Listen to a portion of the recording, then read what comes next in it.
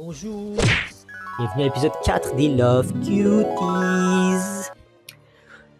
Ici, le vote qui a le plus gagné, c'est Mitsuri Kanroji, qui est la palier Ashira, qui est une des plus grosses formes de guerrier, de slasher de démons dans la série Demon Slayer. Elle est la palière de l'amour, et comment c'est approprié avec cette catégorie de Cutie TV. Moi, je pense que Mitsuri Kanroji,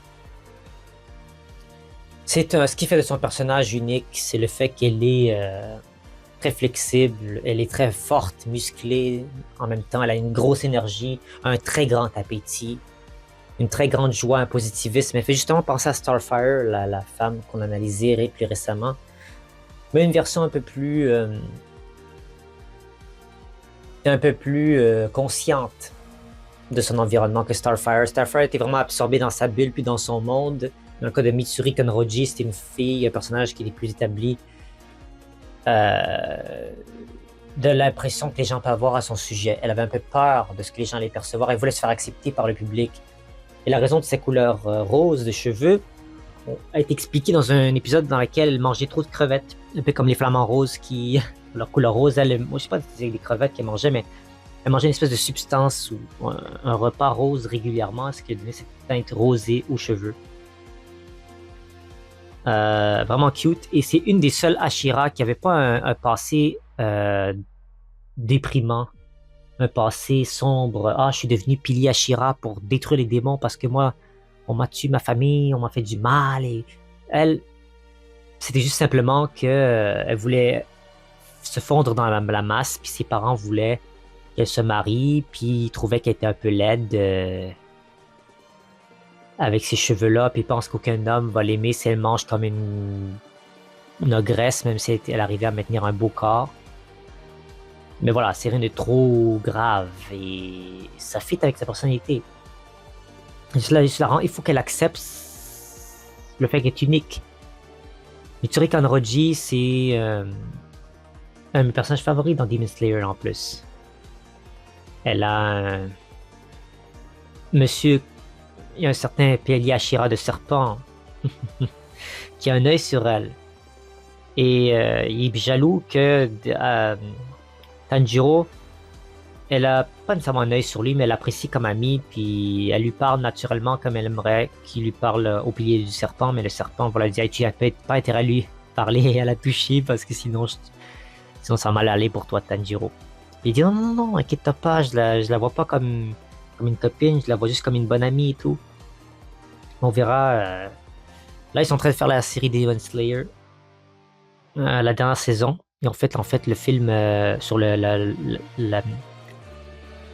castle, l'Infinity Castle. On va voir est-ce qu'ils vont être fidèles aux comics. De là où je veux dire plutôt au manga. Ils vont être... Moi, j'ai déjà lu le manga de Demon Slayer. On va voir s'ils vont répéter les mêmes choses que dans le manga, ou s'ils vont changer un peu la donne, parce qu'ils peuvent changer des fois de temps à autre l'histoire. Donc, on va voir ce qui se passe avec Tanjiro, avec Mitsuri Kanroji dans toute cette histoire. Donc, c'est un personnage qui, à mon sens, certes, a des traits exagérés au niveau poitrine, au niveau cuisse, tout ça. On s'en fout de ça. En tout cas, moi, quand je vois son personnage, ce qui m'intéresse, c'est sa passion, c'est ça. Sa personnalité pétillante qui explose, son dialogue, le fait qu'elle était en positif, c'est ça qui ressort quand je la vois à l'écran. Et j'ai adoré le combat qu'elle a livré avec un démon de niveau 4 en termes de puissance, et elle s'est très bien débattue contre celui-ci, avec très peu de blessures à son corps. Et la flexibilité, elle te démontre à quel point c'est important d'être flexible.